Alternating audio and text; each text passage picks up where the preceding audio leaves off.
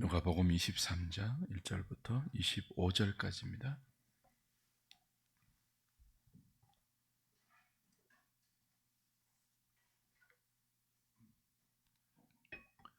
제가 한 절, 여러분이 한 절. 누가복음 23장 1절부터 25절까지 교독합니다. 무리가 다 일어나 예수를 빌라도에게 끌고 가서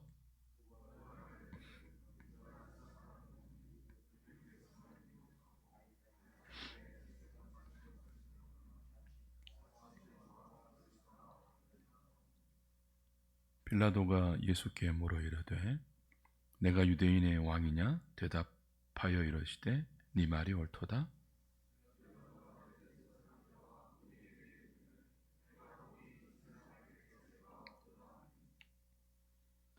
우리가 더욱 강하게 말하되 그가 온 유대에서 가르치고 갈릴리에서부터 시작하여 여기까지 와서 백성을 소동하게 하나이다.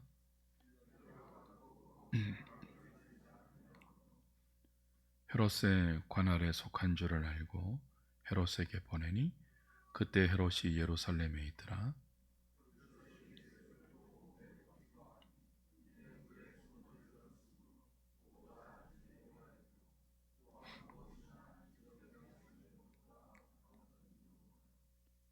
여러 말로 물으나 아무 말도 대답하지 아니하시니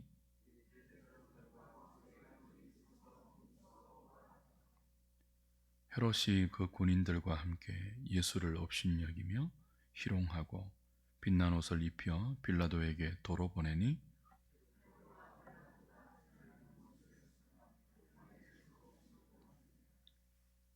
빌라도가 대제사장들과 관리들과 백성을 불러 모으고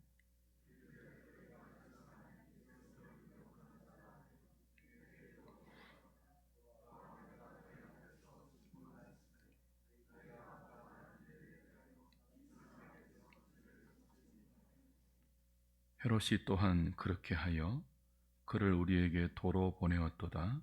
보라, 그가 행한 일에는 죽일 일이 없나니라. 무리가 일제히 소리질러 이르되 이 사람을 없이 하고 바라바를 우리에게 놓아 주소서 하니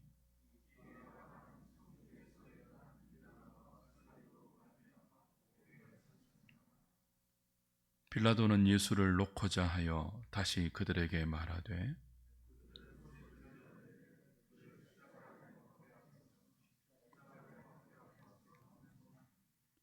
빌라도가 세 번째 말하되 이 사람이 무슨 악한 일을 하였느냐?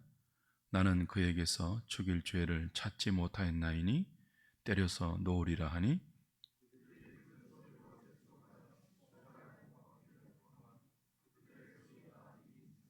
이에 빌라도가 그들이 구하는 대로 하기를 언도하고 그들이 요구하는 자 곧 빌란과 살인으로 말미암아 옥에 갇힌 자를 놓아주고 예수는 넘겨주어 그들의 뜻대로 하게 하니라.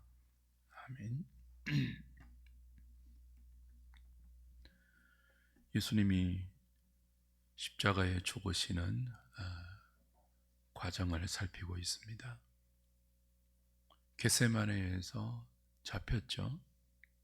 대제사장의 집으로 끌려가 신문을 당했습니다.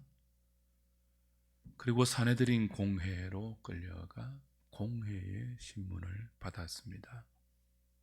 그 과정에서 모욕과 조롱을 겪었죠. 그리고 이제 빌라도 총독에게 끌려옵니다. 무리들에게 정치적 죄목으로 고발을 당하죠. 대제사장과 사내들인 공회에서 종교적 죄목으로 신성모독죄의 죄를 둘러서고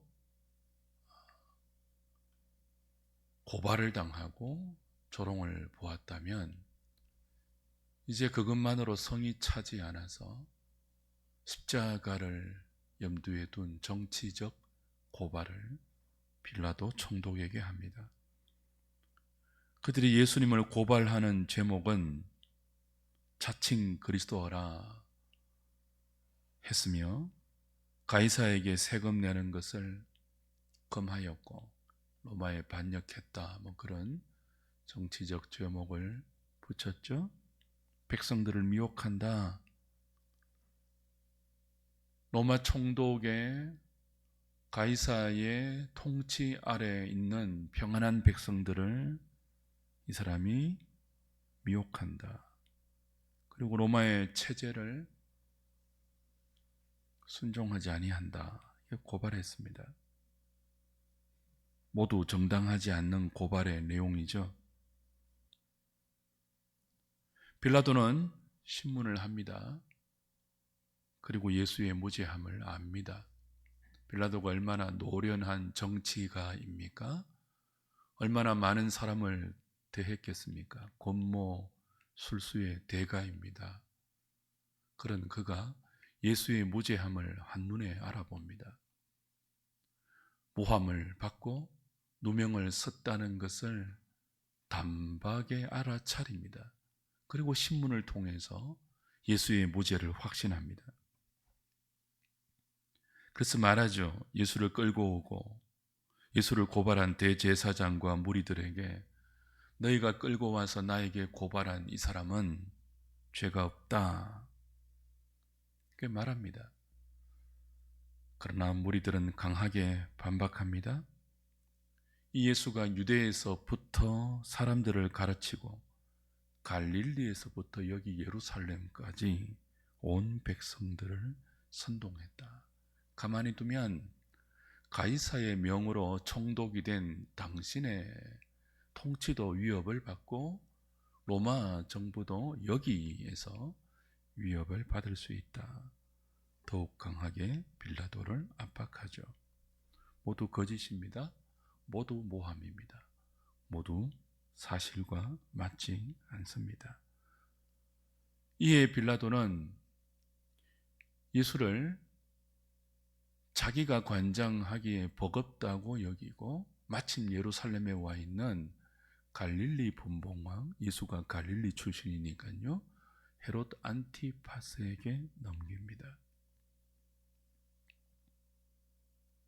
예루살렘에 있었던 헤롯은 평소에 예수에 대한 호기심이 있었죠. 그가 종교적인 기적을 행하고 또 많은 사람들을 끌고 다닌다는 소문을 들었기 때문에 예수를 보고자 하는 종교적 호기심이 있었습니다. 자신 앞에 끌려온 예수님을 보고 헤롯은 기뻐합니다. 그러나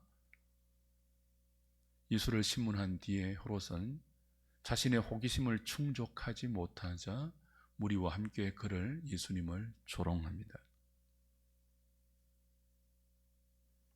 그리고 다시 빌라도에게 돌아보내죠. 헤롯으로부터 예수님을 다시 넘겨받은 빌라도는 대제사장들과 관리들과 백성들을 불러 모읍니다. 그리고 다시 너희들의 고발한 그 고소건으로 이 사람 예수를 신문해 봤지만 도무지 죽일 만한 죄를 찾지 못했다. 그러니 때려서 너희들을 소동하게 한 그 죄목에 해당하는 책벌 정도로 때려서 석방하겠다라고 공포하죠. 무리들은 빌라도의 이 말에 수긍하지 않습니다. 일제히 바라바를 대신 석방하고, 바라바가 누굽니까? 밀란과 살인으로 갇혀있는 사람입니다. 예수를 죽이라고, 십자가에 못 박으라고 일제히 소리 지릅니다. 빌라도는 3번이나 예수님을 석방하려고 합니다. 나름 애를 썼죠. 그러나 무리들은 더 강하게 예수를 십자가에 못 박아 죽이라고 소리질러 요구합니다. 결국 빌라도는 무리들의 요구에 굴복합니다. 바라바를 석방하고 예수님은 이 무리들의 뜻대로 십자가에 넘겨줍니다. 여기까지가 오늘 우리가 읽은 본문의 내용이죠. 주 안에 사랑하는 여러분,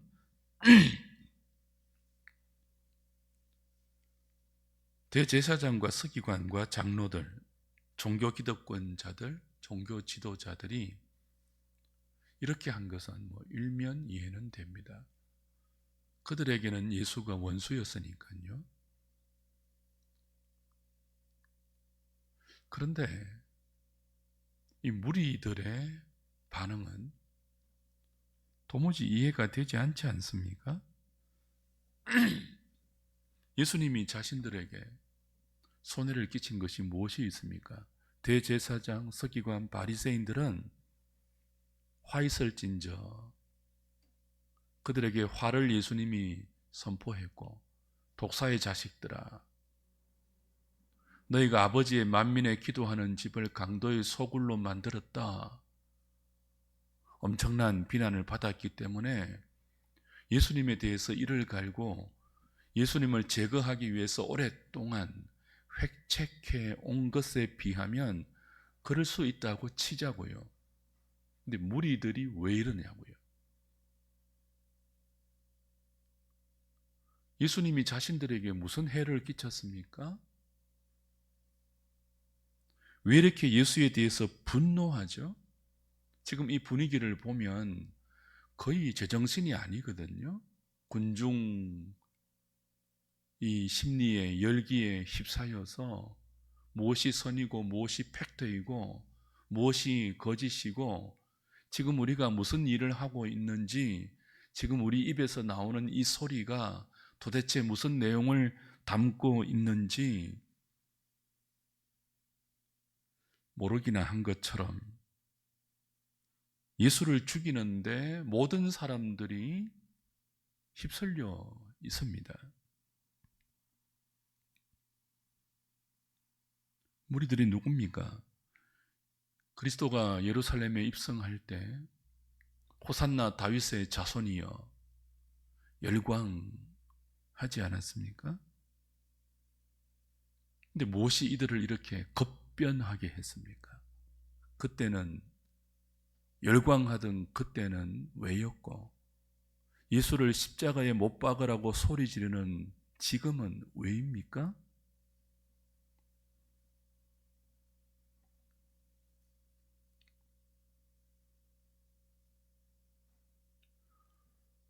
이해가 되지 않습니다.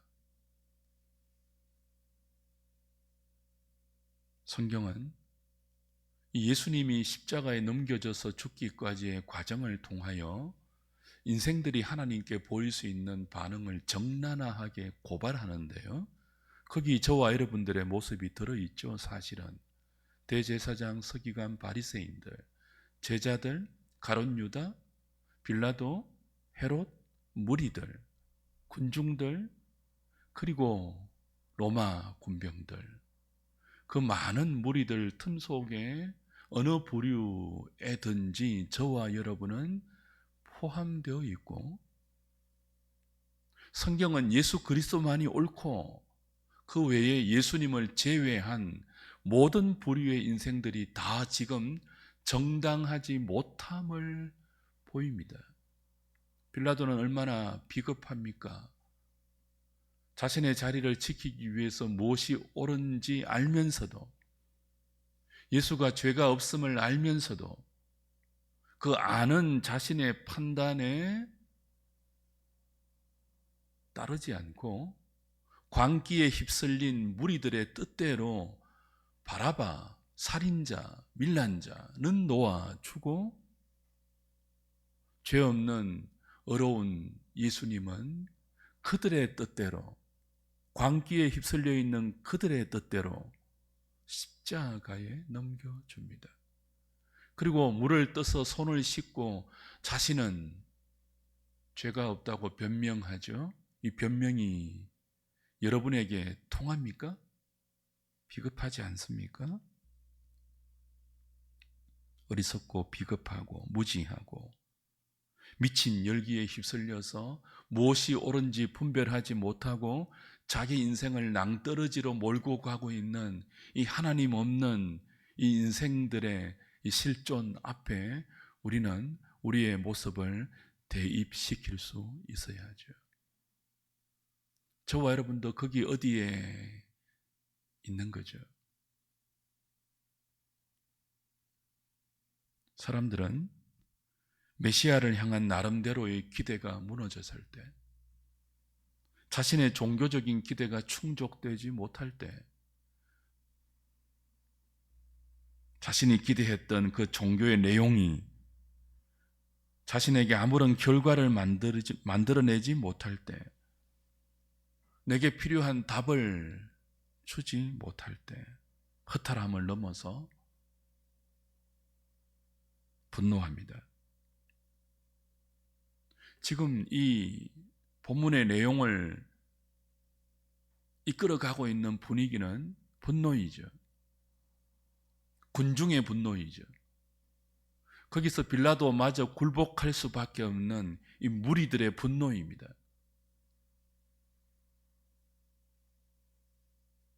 십자가에 예수를 못 박자고 분노하면서 떠드는 이 무리들, 무엇을 채우려고?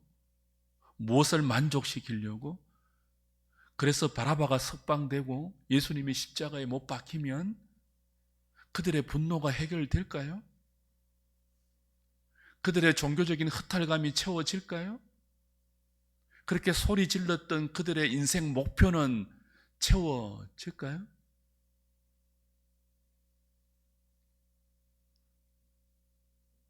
인류 역사는 그렇게 자신 속에 있는 그 무엇을, 어떤 분노, 허탈함, 공허감을 채우기 위한 희생양을 찾아왔습니다.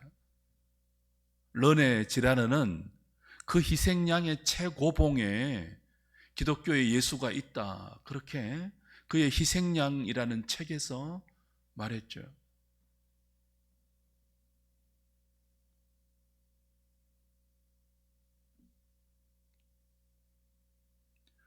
원하는 선을 행치 못하는 인생입니다. 근데 원치 않는 악은 이렇게 미친 듯이 함께 힘을 모아서 행하고 있습니다. 힘을 모으고 있다고요. 원하는 선은 행하지 못합니다. 빌라도 보십시오. 베드로 보십시오. 가룟 유다 보십시오. 제자들 보십시오.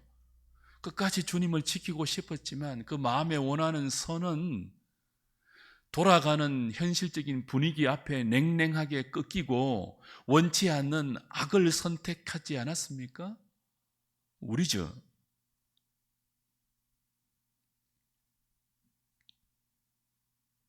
오늘 저와 여러분은 무엇에 끌려다닙니까?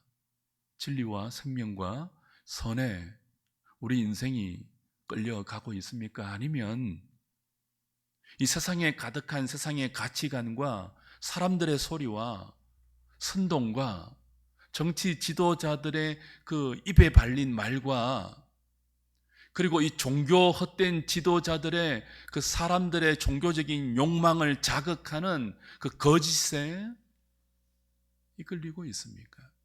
성경이 우리에게 말없는 침묵으로 매일매일 지시하고 있는 그 진리와 선을 향하여 우리는 우리 인생을 적극적으로 내어주면서 반응하고 있습니까? 아니면 그 외에 다른 방향으로 우리 인생이 반응되고 있습니까?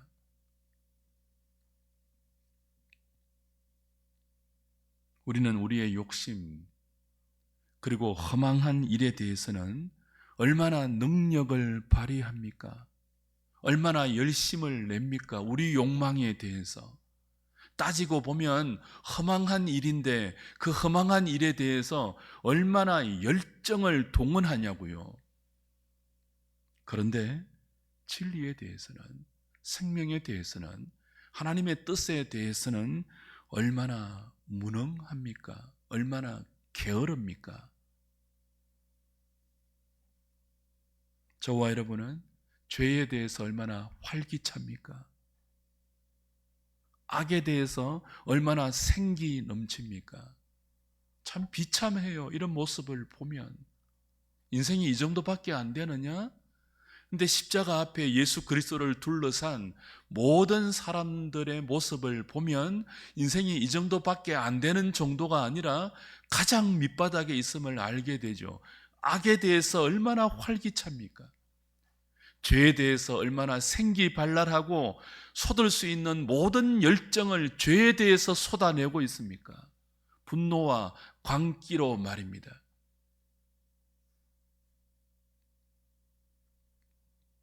그러나 우리는 의에 대해서 무기력합니다. 거룩함에 대해서 무관심합니다. 이 시대의 사람들을 보십시오. 누가 거룩함을 좋아합니까? 교회 안에 있는 사람들은 다릅니까? 여러분은 거룩을 좋아하십니까? 의로움을 좋아하십니까? 거룩함이 우리 인생을 움직이는 하나의 동기가 되고 있습니까? 거룩함. 내가 거룩하니 너희도 거룩하라. 거룩한 교회가 있습니까? 거룩한 성도가 있습니까? 성도, 거룩한 무리이지 않습니까? 우리는 거룩합니까? 거룩한 주님을 따라가는데 우리 인생의 에너지는 어느 정도로 소모되고 있습니까? 정반대이지는 않습니까? 비참하게 말입니다. 비참하게, 너무나 비참하게 거룩함과 상관없는 일에 우리 인생 전부가 혹시 소진되고 있지 않습니까? 여러분의 에너지는 어디에 쏟아지고 있습니까? 여러분의 인생 열정은, 여러분의 인생 수레바퀴를 움직이는 그 방향은 어디입니까? 오늘 십자가 밑에서 소리 지르는 무리들과 같습니까? 아니면 예수님과 같습니까? 그들을 구원하기 위해서, 그들을 구원하기 위해서 잠잠히 끌려가고 조롱당하고 욕보며 모든 불의와 불합리와 모순과 부조리를 다 받아내면서 그것이 그들을 구원할 수 있는 유일한 길임을 알기에 아버지가 보내신 그 길을 한 걸음 한 걸음 당신의 거룩함을 향하여 걸어내는 이 그리스도의 스텝과 이 무리들의 스텝과 이 둘 중에 우리의 인생 스텝은 어디를 닮아 있습니까? 그 방향은 어디와 비슷합니까? 이런 인생을 살리기 위해서 하나님의 아들이 상함의 길로 가고 있습니다. 아버지께 버림받고 그들에게, 자기 백성에게 버림받는 길을 가고 있습니다. 죽임당하는 길로 당신을 기꺼이 몰아넣고 있습니다. 변명하지 않습니다. 도망가지 않습니다. 복수심 품지 않습니다. 물러나지 않습니다. 아우성치는 저들의 소리 속으로 주님은, 우리 주님은 당신을 내어주고 계십니다. 누가 그렇게 할 수 있겠습니까? 저는 억울해서 못 그러겠어요. 한순간도 못 참겠어요. 이 본문을 보면서 너무 억울해요. 너무 분해요. 그렇지 않습니까? 주님의 그 치열한 불붙는 논리로 그들의 모든 헛된 소리를 그냥 한 방에 잠재우고 당신의 의로움을 만천하에 드러내어서 당신의 당신됨을 입증하고 그들의 부르짖는 소리에 입을 다물게 하고 그들의 어리석은 그 거짓된 혈기에 찬물을 끼얹으면서 당신의 성리자이심을 한껏 증명하고 싶은 욕망이 이런 본문을 볼 때마다 불쑥불쑥 솟구칩니다. 그러나 우리 주님은 그렇게 하지 않았습니다. 어떤 인생도 이런 분위기 앞에, 이런 억울함 앞에, 이런 말도 안 되는 상황 앞에 참아내는 인생은 없습니다. 그러니 어떤 인생도 우리의 구원자가 되지 못합니다. 그러나 우리를 대표해서 둘째 아담으로 오신 예수 그리스도는 이 모든 말도 되지 않는 상황 속에 잠잠히 자신을 내어주어 마침내 저와 여러분을 이 어리석고 말도 되지 않는 짐승 같은 인생을 구원해 내십니다. 우리의 구원은 그렇게 우리에게 은총으로 임했습니다. 이 말도 되지 않는 하나님의 아들의 이 희생으로, 이 섬김으로, 이 순종으로 말입니다. 주님은 바라바보다 못한 취급을 받았습니다. 그 살인자보다 못한 취급을 받았습니다. 그 어떤 인생도 받아보지 못한 조롱과 모욕과 수모와 멸시를 받았습니다. 어떤 인생이 예수님처럼 멸시받았을까요? 모든 부류의 인생들에게 예수님은 다 멸시받았습니다. 하층의 계급부터 최상층의 지도자에게까지 예수님은 받을 수 있는 온갖 멸시와 조롱을 모든 인생들에게 다 받았습니다. 그걸 받아내십니다. 복수하지 않았습니다. 복수하는 한 우리의 구원은 이루어질 수 없으니까. 그 조롱을 거부하는 한 조롱받아 마땅한 우리가 구원받을 길이 없으니까.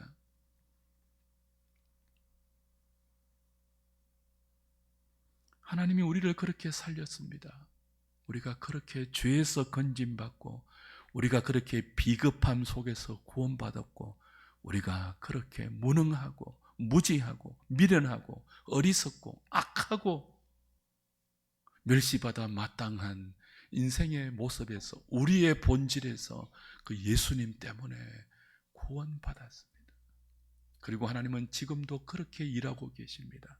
보란듯이 모든 사람이 항복하고 그 앞에 찍소리 못하면서 예수를 영접할 수밖에 없는 그런 모습이 아니라 곧 모양도 없고 풍채도 없어서 사람에게 실어 버림받고 멸시받고 조롱받는 사람들에게 버림받아서 십자가에 못 박히는 그런 모습으로 지금도 우리를 구원하고 계십니다. 그리고 우리에게 말하죠. 나를 따르라. 좁은 길로 각기 자기 십자가를 지고 날마다 자기를 부인하고 나를 따르라. 제자들이 묻습니다. 누가 구원받을 수 있습니까? 사람이라면. 예수님 전에 답변하셨죠. 사람은 하지 못하지만 하나님은 하느니라. 우리가 그 길로 초대를 받고 구원을 받아 주님의 다함없는 열심과 사랑과 지혜로 그 생명과 의로움과 거룩함의 길로 그 진리의 길로 지금도 주님의 방식으로 인도함을 받고 있습니다. 그러니 주 안에 사랑하는 여러분, 너무 여러분의 인생에 대해서 여러분의 기대대로 흘러가지 않는다고, 하나님이 여러분의 기도를 들어주지 않는다고 너무 좌절하거나 낙심하거나 그리고 원망하거나 분노하지 마시고 도대체 주님이 가신 길이 어떤 길이었는지, 도대체 그 주님을 십자가로 몰고 간 나의 모습이 어떤 모습이었는지 이 십자가 앞에서 똑똑히 한번 볼 수 있기를 바랍니다. 우리는 그렇게 잘난 인생 아닙니다. 우리는 주님 없으면 도무지 살 수 없었던 이 깊은 죄의 수렁에서 빠져나올 수 없었던 비겁하고 무능하고 패역하고 무지하고 어리석고 교만하고 말도 되지 않는 여러 가지 이유로 하나님을 대적하던 죄인 중에 괴수였습니다. 우리가 바울이 아니고요, 우리가 죄인 중에 괴수였습니다. 십자가 앞에서 고난중환을 묵상하면서 하나님, 내가 죄인 중에 괴수입니다. 이 고백이 우리 영혼으로부터 터져 나오지 않는다면 어쩌면 우리는 아직도 우리 자신에 대해서 무지한 인생일 수 있습니다. 어쩌면 우리는 아직도 예수님에 대해서 모르는 인생일 수 있습니다. 주님, 죄인 중에 괴수인 나를 위해서 하나님의 아들이 육신을 입고 이 땅에 오셨고 율법의 제정자이신 그분이 율법 아래 나셔서 율법의 의를 완전히 이루었지만 십자가에 우리의 죄를 짊어지고 우리의 죄를 속량하시고 본질상 진노의 자녀였던 우리를 하나님 아버지와 화목시키셨군요. 우리 자신을 십자가 밑에서 비추어 보면 자랑할 것 하나 없고 다른 사람 멸시할 만한 근거 조금도 찾아볼 수 없고 십자가 밑에서 조롱받고 죽어가신 예수 그리스도처럼 우리가 그렇게 하나님의 법정에서 영원히 조롱받고 침뱉음받고 욕범을 당하고 저주와 형벌 속에 영원히 지옥의 고통을 당해야 할 존재가 바로 우리임을 우린 볼 수 있습니다. 그리고 그런 우리를 위해서 기꺼이 이 구원의 길로 행하신 그리스도에 감사할 수 있는 것이죠.